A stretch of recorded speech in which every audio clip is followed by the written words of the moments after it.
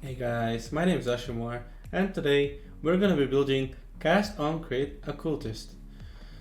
This request specified that they want to use a 40 exalts budget, so we're going to see what we can do with that. This is a relatively low budget for such a build, but as you're going to see further down the video, it actually came out very nicely. So enjoy.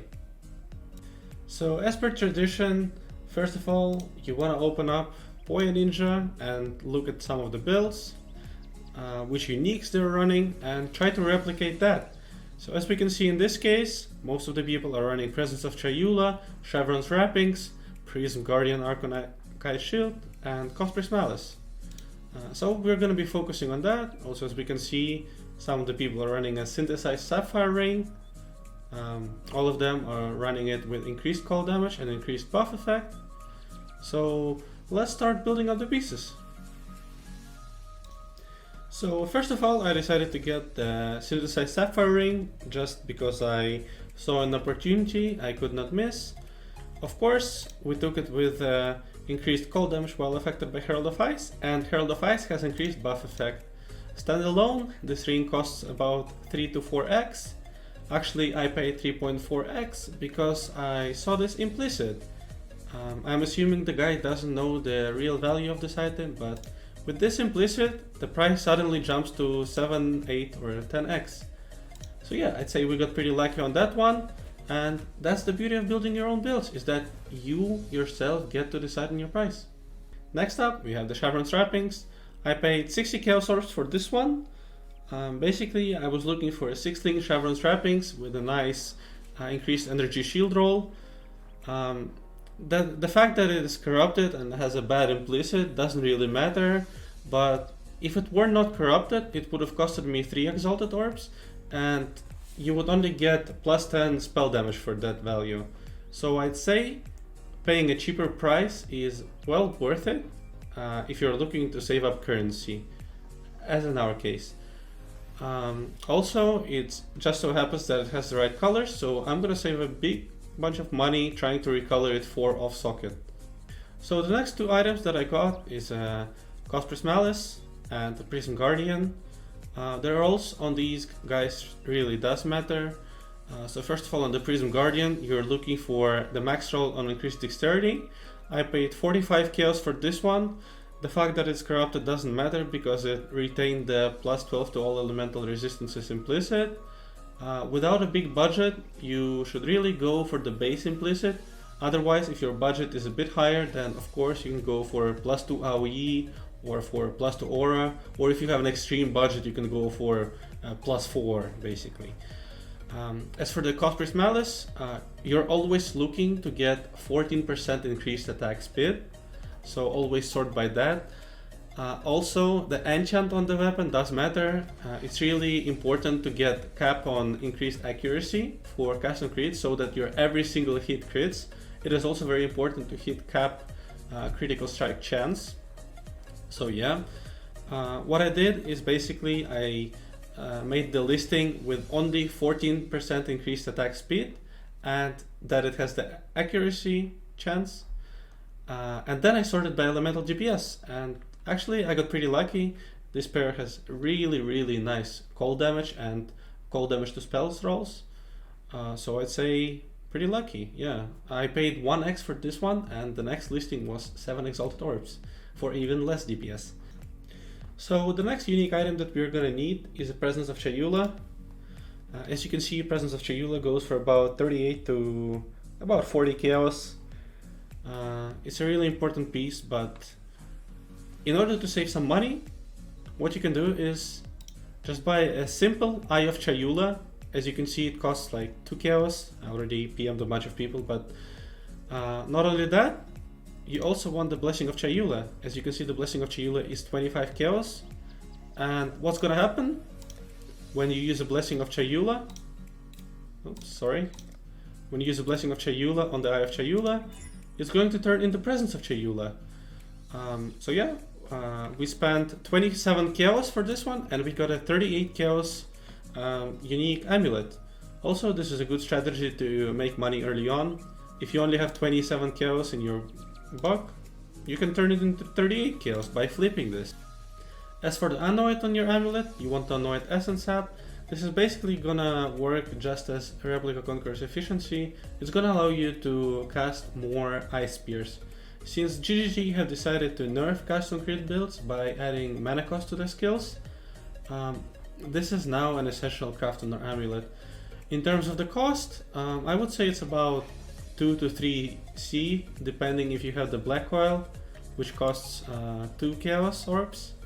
And the rest of the oils are really easy to get. Maybe if you don't have the violet oil, you can purchase it for about 1 C at max. And the teal oil, it's the same thing. It's like you get 7 teal oils for 1 chaos. So let's go ahead and anoint it. Okay guys, so the next 3 items that I have decided to buy is unique jewels that you're gonna need for the build. So first of all, it's gonna be Replica Conqueror's efficiency. I picked this up for about 28 chaos. Yeah, I actually I paid 28 chaos for this one. The next thing I bought is a Thread of Hope Crimson Jewel. Now, I would like to note that the Crimson Hope has a roll on it for negative all elemental resistances. Obviously, you want it to be as low as possible, but one thing I'd like to say is that when looking at it, if you sort by this from highest to lowest, as you can see, these go for about 1.3, 1.4x for minus 10. However, if you go for minus 11, you can see it's like twice cheaper. And last but not least, I got a Watcher's Eye. What you're looking on your Watcher's Eye is this mod, energy shield gain for each enemy hit while affected by discipline. This mod is quite expensive. It's about 7x for it. However, for mine, I paid 8x because it also has chance to evade attack hits while affected by Grace. And we're actually also going to be using Grace. And I was lucky enough to snatch this one for 8x, and usually these go for wait, the rolls, yeah, these go for about 12-15x. As you can see, we got pretty lucky again. So once again, I'm just proving how good it is to make your own builds with the Watcher's Eye, with the Cosprey's Malice, and with the Circle of Fear. Even the Presence of Sheol, we save some money. So it's always nice to make your own stuff and save up a lot of currency. So now we have to come to our main damage part, which is cluster jewels. So there are 3 budget options for cluster jewels. Obviously, first of all, check. You always want the odds 8 passive skills, because otherwise you're not going to have enough skill points.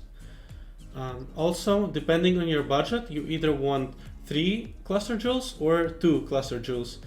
This is up to you to decide, but I would recommend going for 3 cluster jewels, as that will offer you way more damage. And the more damage you have, the faster the enemies die, the more survivability you have. So the best defense is offense. So first budget option is Deep Chill, Disorienting Display, and Prismatic Heart. These go for about 1x. I wouldn't recommend you buying it if it costs more than 2x, so watch out for that. So the second budget option is Inspired Oppression, Prismatic Heart, and Widespread Destruction.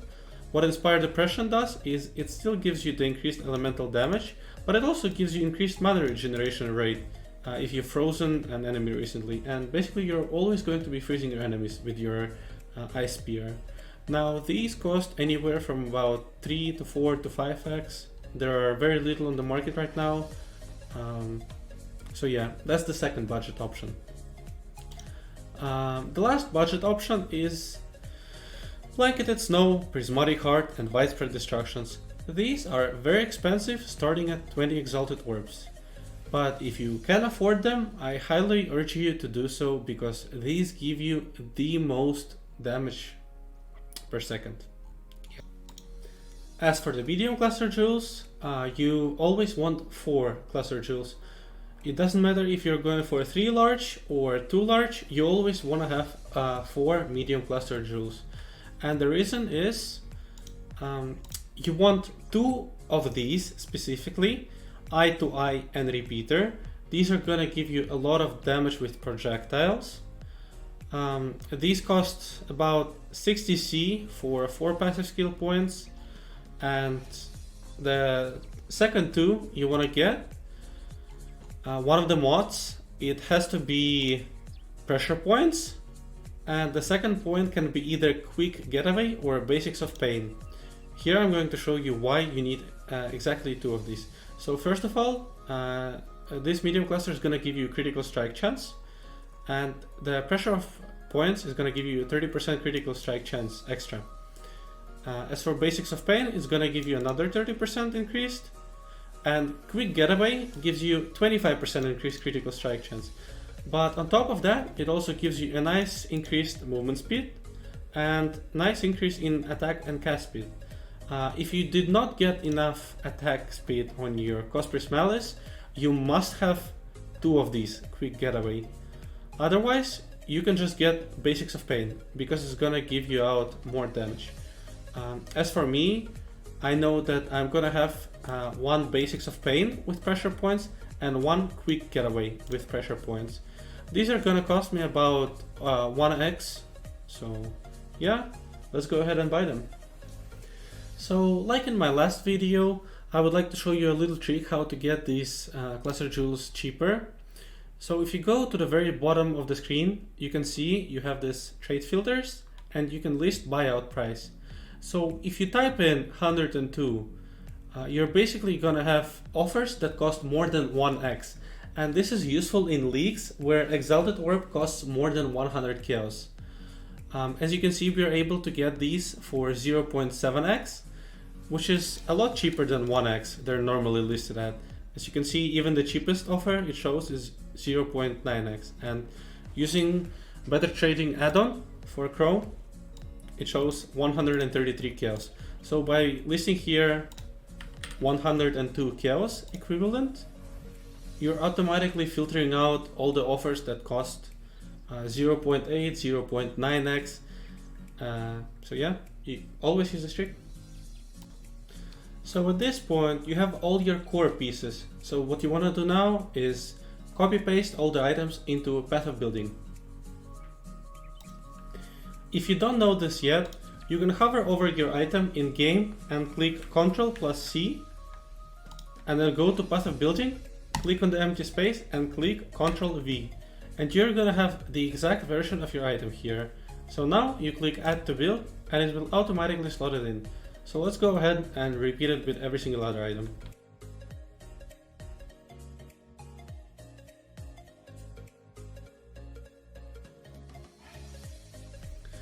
So now that we have done that, I would like to proceed and build out my tree and to see where my resistances are at, so that I have easier time adjusting my rare gear to match the resistances that I need. Another cheap unique that you might want to purchase is Militant Faith. Make sure when searching for it, you just type in Carved to the Glory of High Templar Dominus. So how to find it easily, just type in Dominus, and this is the only available option. These go for about 15 to 20C. Honestly, it's not much, but if you are looking to increase your budget, some useful notes that you might want to add is increased elemental damage per 10 devotion. As you can see, these are about 1x, and on top of that, you can also have 12 elemental resistances per 10 devotion. As you can see, these can get pretty expensive. Hey guys, so as you can see, I got all my gear. I'm gonna quickly go over it, what you're looking for on your rares and other slots. So basically, once you've got all your key items, you're just looking in to fill the attribute requirements, the resistances, etc. So what I did for my gloves is I took the Fingerless Seal Gloves base because it gives a nice % increase of spell damage. I slammed it with an essence for dexterity. As you can see, I got plus 55 dexterity from the essence, and then I just crafted on some strength. Yeah, nothing special. It has 70 energy shield, which isn't a lot, and basically the gloves are only here to fill in our attributes. Overall, I have spent 15 chaos for essences, about 10 chaos for the base, and an extra 5 chaos for the craft. Next up, we have the boots. I decided to go with Syntrex because they give a nice amount of movement speed, they give you a lot of energy shield, and they give you some dexterity. Yes, they do not give you any resistances, but I have solved the problem with my resistances by using Purity of Elements. Yes guys, Purity of Elements is actually good this league because it also gives you immunity to all elemental ailments. So if you're ever wondering whether you should or should not put on Purity of Elements, if you're lacking resistances and you're on low budget, and Purity of Elements is a really solid option. So as for the helm, you can see I went with the Crown of Inward Eye. The reason is I was looking for a helm with an enchant for Ice Spear to fire an additional projectile, because this enchant actually increases our DPS by about 40%. Since an additional projectile is really important to us. I also got a really nice maximum life, mana and global energy shield roll for this with 20% out of 21, and I paid 3.5x for them. Oh yeah, for the boots I paid 30 chaos. I got 149 roll out of 150. Yeah, so that's pretty nice. As for the ring, I went with a rare ring with increased global critical strike chance, and I got it for 28 chaos, I believe. And I was actually looking for trigger level 8 Assassin's Mark when you hit a rare or unique enemy that have no mark. It has some elemental resistances, but I was mainly picking it up for the trigger level 8 Assassin's Mark. It's a really nice single target DPS boost, and I would highly recommend it to you. So now, last but not least, we have the belt. The belt is mainly here for the cooldown recovery rate. I will talk about this in more detail later on. And I actually paid a lot for this belt because it also has a decent amount of energy shield. I think overall this belt gives me about 150 energy shield flat without any increases from our tree. And I also crafted on strength and dexterity to cap out on those attribute requirements that I need. So for these jewels, I went with a really cheap variant. Normally in the end game you want 3 crit multi and energy shield, but those could cost like 20 to 30x per such jewel. In my case, I went for just double crit multi. Since I already have a high enough energy shield to not be one shot and to sustain a lot of damage, every single one of them has a 2 crit multi. So it's either critical multiplier with cold skills, critical strike multiplier, or critical strike multiplier for spells, as you can see on this one in the second line. So I got 5 of these, each one costed me 5 chaos. It's not a lot, I'm sure you could afford it. As for the flasks, it is really important to get the Cinderswsallow flask for the onslaught, and I also recommend you getting the Vice Oak because it's overall a nice flask. You don't really need it for the elemental resistances, but you mainly take it for the penetration of the highest element, and in my case it's cold. So going over the skills, Summon Ice Golem, Tempest Shield, Zealotry, Grace and Hatred. I would like to know that you have to slot Hatred, Grace and Zealotry in your shield because Prism Guardian allows us to reserve life instead of mana. And if you take this node on your tree, increased life reservation efficiency of skills, you're able to reserve 3 50% auras in your shield. So the other 4 auras that I'm using is Precision, level 21, Herald of Ice 21, Discipline 21, and Purity of Elements, as I've already said. In our gloves we have Vortex, Hex Touch, Frostbite and Bone Chill. In our Cospress I'm running Frost Bomb, Creeping Frost, and Power Charge on critical. I would like to note that it's very important that you place Frost Bomb first, Creeping Frost second, and Power Charge on critical support, because whenever you crit, they happen in the order from top to bottom. Let's go into our path of building. This is the tree I finally came up with. I have 10.5 million of Shaper DPS, Shaper or Shaper Guardian. It's the same with Sirus, 10.5 million DPS. I'm running a stable 4500 energy shield, which I feel like is way more than enough for a comfortable playstyle. You can get to know this path of building in more detail. I'll leave it down in the comments. Overall, for the 40x budget that I went with, I think that this build is absolutely amazing, and if you ever have the chance to try it out, I highly recommend you to do so. So now let's talk about cast on crit. There's this special sort of table that I have and that you have to beat. In order to match your GPS the best, you have to follow these lines. So if you have 0 cooldown reduction, you have to have at least 6.06 attack speed. How to check attack speed? You go into your tree, you click Cyclone Ice Spear here, and you select Cyclone. As you can see, I have attack rate of 7.7, which means I need cooldown recovery from 14 to 51 for the best experience. And this is why I went with the belt with the cooldown recovery rate. If you're on a super small budget and you cannot afford any cooldown recovery rate, then there's no point for going for way more than 6.6 attack speed. However, don't go below it.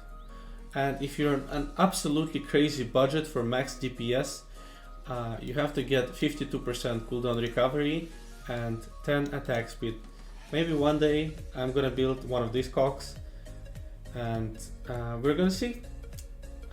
So yeah, I don't think there's anything much else to talk about. Overall, as I've said, I'm really happy with how the build turned out. If you guys have any questions or comments, please leave a like, comment down below. If you have any build requests, you can also comment down below. I would be super happy to help you guys out. And yeah, thank you so much for watching. I wish you all the best, and you can also check me out on Twitch, because that's where I stream the whole building process. So yeah, thank you all, and see you guys in the next video.